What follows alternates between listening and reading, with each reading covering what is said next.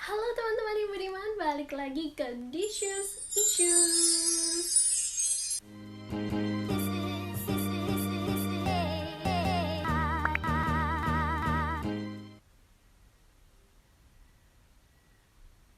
Ayo pada nungguin.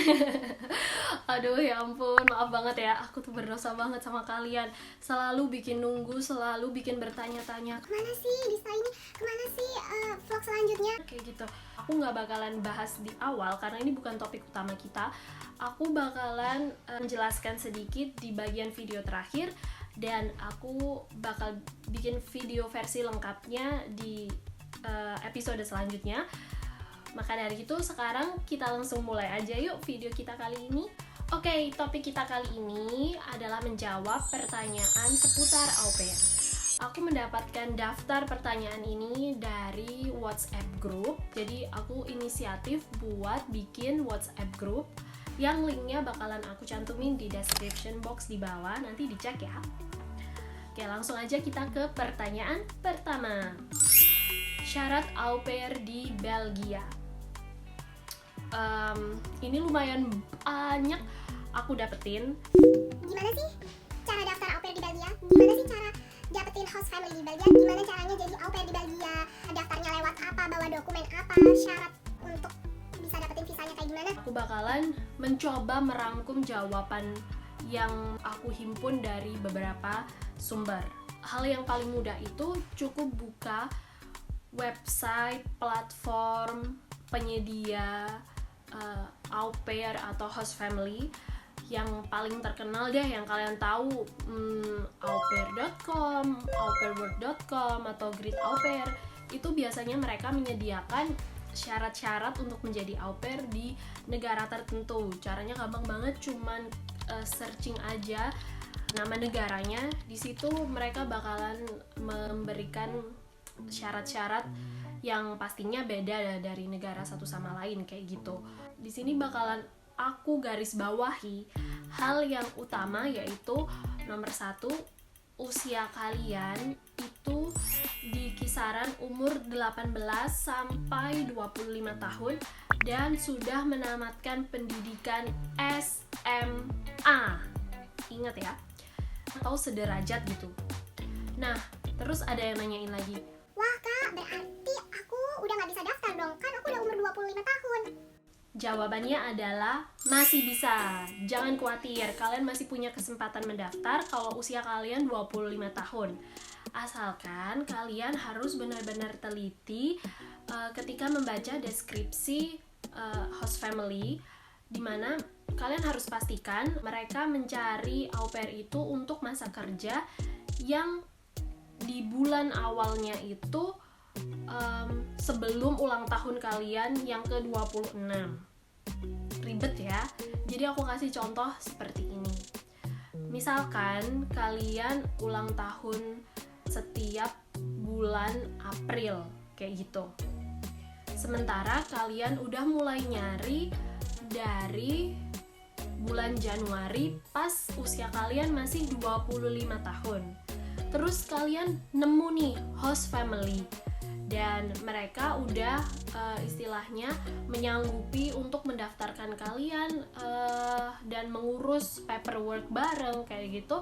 Tapi mereka bakalan butuh kalian mulai dari Mei tahun tersebut.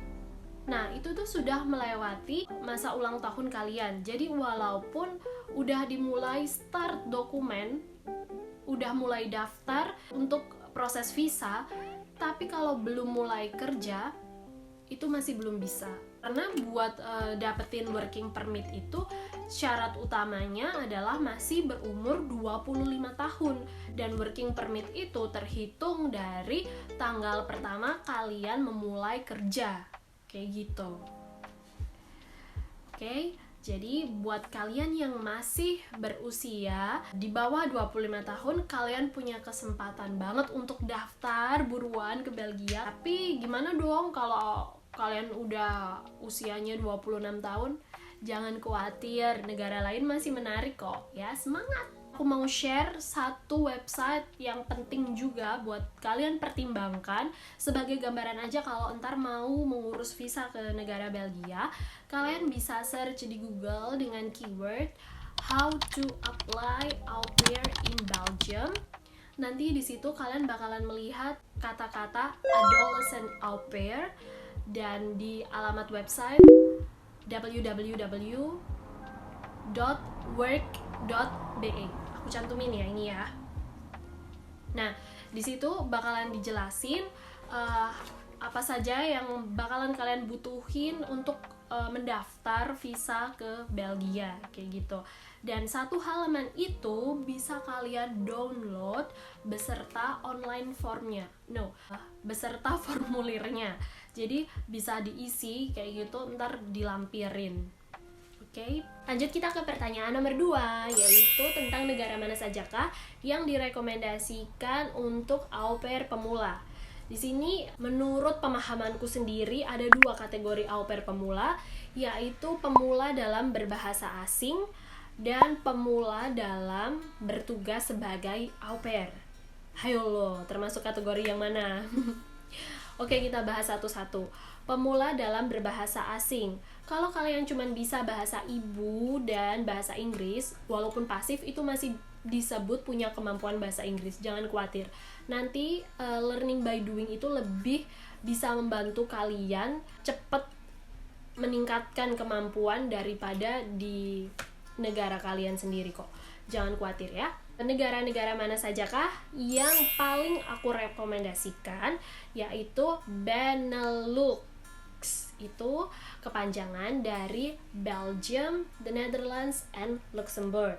Ketiga negara ini umumnya tidak membutuhkan sertifikat bahasa. Jadi kalau kalian misalkan nih udah buru-buru kepengen mendaftar sebagai au pair, tapi belum sempat untuk belajar bahasa negara tertentu, kalian bisa mencoba untuk mencari host family dari ketiga negara yang sudah aku sebutkan tadi. Walaupun negara-negara ini memiliki bahasa lokal, tapi kalian nggak dituntut untuk langsung fasih bisa berbahasa bersama anak-anak dan juga nggak perlu membuktikan sertifikat bahasa. Oke, jadi langsung aja kita bahas negara golongan kedua yang aku bilang masih bisa dicoba, yaitu negara-negara Skandinavian yang terdiri dari Norwegia, Finlandia, Swedia, Denmark. Mohon maaf kalau misalkan aku kurang menyebutkan, tapi setauku keempat negara inilah yang paling berpotensi untuk au pair gitu. Cuma sayangnya di sini kalau kalian memang ekspektasinya untuk benar-benar jadi au pair yang cuman belajar bahasa dan nemenin anak doang, aku kurang menyarankan, karena sebagian besar host family di negara-negara Skandinavia itu memang sudah berekspektasi tinggi dari kompetisi pasar yang kebanyakan didominasi oleh au pair dari negara Filipina, Thailand, Brazil, yang dimana mereka tuh bekerja keras. Mereka mau dibayar lebih kalaupun disuruh bekerja melebihi tugasnya au pair, atau kasarannya seperti asisten rumah tangga. Tapi ya namanya aja rezeki-rezekian, jadi nggak menutup kemungkinan kalian bakal dapetin host family yang cool, yang taat peraturan, yang nggak neko-neko, nggak maksain kalian. Banyak juga temen aku yang beruntung dapat host family yang baik tapi dengan standar gaji Skandinavian. Jadi nggak ada salahnya buat dicoba, karena mereka juga penutur bahasa asing yang baik, bahasa Inggris yang baik, nggak perlu sertifikat bahasa kayak gitu. Selanjutnya negara golongan yang ketiga ini yang masih bisa dicoba, yaitu negara Perancis, Spanyol, dan Malta. Terus kalian bakalan tanya lagi nih, waduh kak, bukannya orang-orang Perancis itu paling gak suka yang ngomong bahasa Inggris? Gimana dong, aku gak bisa bahasa Perancis. Tenang dulu, kalian gak perlu fasih berbahasa Perancis, karena banyak banget keluarga internasional yang tinggal di kota-kota besar seperti di perbatasan negara Belgia dengan Perancis. Di Paris dan juga di Perancis Selatan. Jadi kalian cukup melampirkan nilai raport kalian kalau di SMA atau juga transkrip kalau di kuliahan pernah ada kelas bahasa Perancis. Ya kalau nggak ada gimana kak? Ya berarti kalian bisa move ke pilihan negara yang lain kayak gitu. Jangan khawatir kalau memang pengetahuan basic itu perlu, walaupun cuman kayak salam, sapa, dan perkenalan diri kayak gitu loh. Kalau kalian misalkan udah parno sendiri, bakalan susah kalian untuk adaptasi dan belajarnya, atau nggak minat denger suara, aksen dan sebagainya, yaudah kita move ke negara berikutnya yaitu Spanyol. Di sini emang ku garis bawahi ya, nggak ada visa au pair di negara Spanyol, tapi peluang yang diberikan adalah student visa, dimana kalian nantinya bisa didaftarkan atau daftar sendiri tergantung kesepakatan kalian dengan host family ke sekolah bahasa setempat, dan dengan itu kalian bisa mendaftar visa ketika kalian sudah mendapatkan letter of acceptance atau enrollment. Di sana banyak banget keluarga internasional yang juga berbahasa Inggris tentunya. Untuk negara selanjutnya yang aku sebutkan tadi yaitu Malta.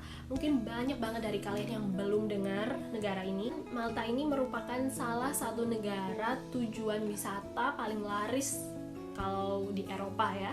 Jadi banyak banget juga keluarga internasional yang pindah ke Malta, dan jangan khawatir, mereka ini juga penutur bahasa Inggris yang baik. Di sana kalian bisa dapetin peluang untuk mendapatkan keluarga yang cocok kayak gitu. Yang nomor 4 adalah kategori negara yang berbahasa Jerman. Pastinya adalah Jerman, kemudian Austria, dan Swiss. Untuk menjadi pemula au pair emang sebenarnya tuh paling aman kayak gitu loh di Jerman, karena banyak banget kesempatan kalau misalkan amit-amit gak cocok dengan satu keluarga, kesempatan untuk rematch itu banyak banget gitu loh. Selain negaranya juga gede, terus mereka udah familiar dengan au pair kayak gitu, dan jenjang karir, jenjang pendidikan itu terjamin gitu loh. Kalau saran aku, pertama-tama kalian cobain dulu deh ke Swiss kalau kalian udah pede dengan bahasa Jerman kalian. Kenapa? Karena gajinya cukup besar. Oke, lanjut ke pertanyaan ketiga. Ini pertanyaan terakhir untuk video kali ini, yaitu tentang agen terpercaya.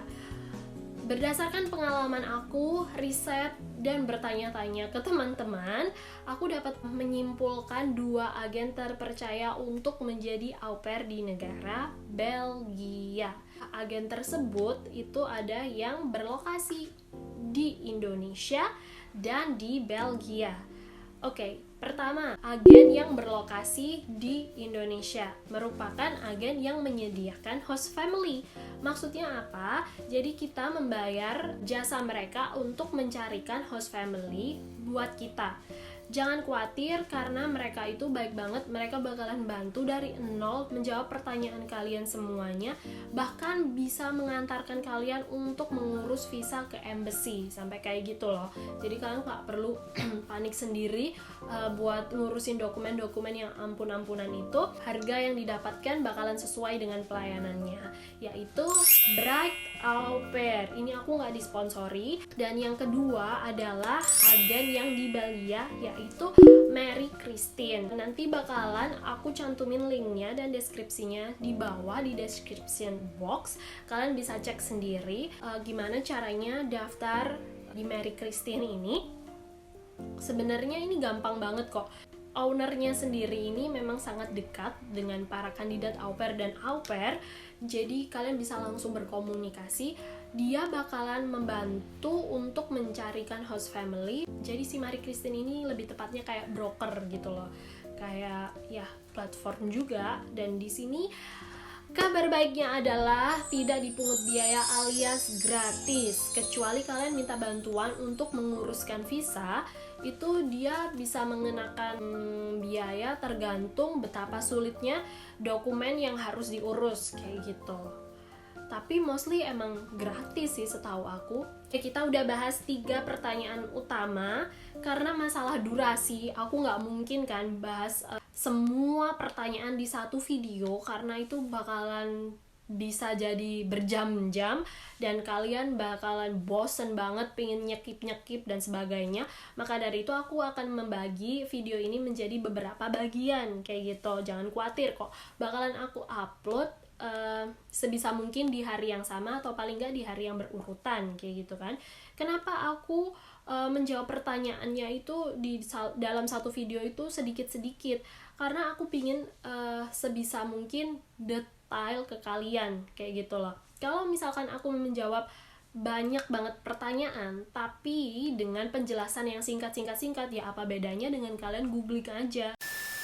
Oke, sesuai janji aku tadi di awal, aku bakalan menyebutkan hal-hal apa sih yang meresahkan aku sampai membuat aku tuh kayak sering vakum di YouTube, sering menunda upload dan sebagainya. Ini sebenarnya aku udah kerasa dari lama, cuman ya kalau misalkan kita terlalu sibuk dengan aktivitas, kita itu kayak kurang mengenal diri sendiri ya kan. Nah, di momen working from home, stay at home di tengah-tengah pandemik ini, aku tuh mencoba kayak mengenal diri aku sendiri, menyayangi diri aku sendiri, dan melihat apa yang berubah, apa yang harus ku benahi dari diri aku ini. Kulihat-lihat di masa pandemi ini, aku lebih banyak waktu di rumah, tapi aku bahkan nggak bisa mengerjakan hal-hal yang kusukai. Aku kayak begitu mulai melakukan sesuatu, jangankan sesuatu yang berat ya, yang kayak tugas, buat kegiatan sehari-hari yang aku sukai aja, kayak hobi, aktivitas rutin, itu tuh bikin aku gugup, demam panggung. Bagi aku tuh udah nggak wajar banget. Temen aku menyarankan untuk segera konsultasi dengan psikolog. Ya, yang aku syukuri di sini, setelah beberapa sesi ini aku akhirnya mencoba untuk kembali hidup. Dan terima kasih buat kalian yang masih setia nungguin updatean aku. Terima kasih buat kalian yang memaklumi keadaan aku. Mohon maaf kalau misalkan di antara kalian ngerasa, ih anak ini pamer aja sih, sukanya cari simpati, suka cari muka kayak gitu. Mohon maaf, aku sedang tidak dalam keadaan yang seperti itu dan juga lagi nggak bercanda.